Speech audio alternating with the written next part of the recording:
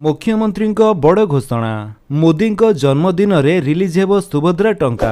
तेबे कौन रही नहीं संपूर्ण अपडेट टी चलंतु देखिबा।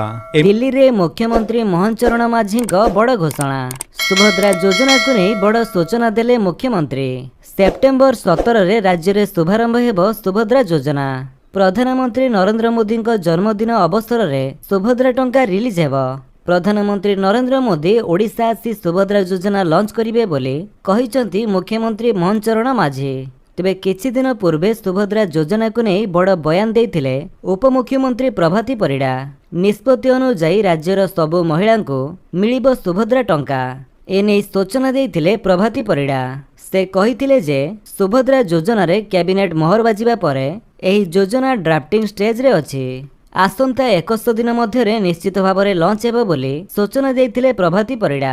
से आहुरी मध्य कहिथिले जे महिला और शिशु विभाग संपूर्ण भावे एही स्कीम को महिला मानक पाखरे पहुंचाइबा पई प्रस्तुत रहिछि। आउ एही सुभद्रा योजना पई केउ केउ बजेट आवश्यकता रहिछि से नै केंद्र सरकार को अवगत कर जाइछि बोली प्रभाती परिडा गणमाध्यम को सूचना देथिले। तेबे सुभद्रा योजना सेप्टेम्बर 17 तारिख रे लॉन्च होला परे आपण माने यार डिटेल्स चेक करी एथि आवेदन करि परिबे। तो फ्रेंड्स ये तो थिला आपन को किसी अपडेट जदि आपन के अपडेट भल लागिस आपन वीडियो को लाइक कर दियंतु आपन सांगन के भितर शेयर करी जणांतु। आउ जदि आपन हम चैनल नुआ चैनल को सब्सक्राइब करी बेल आइकन दबाई ऑल नोटिफिकेशन कर दियंतु ताकि जेतरंत वीडियो अपलोड करिवे आपन देखि परिबे। Thank you for watching.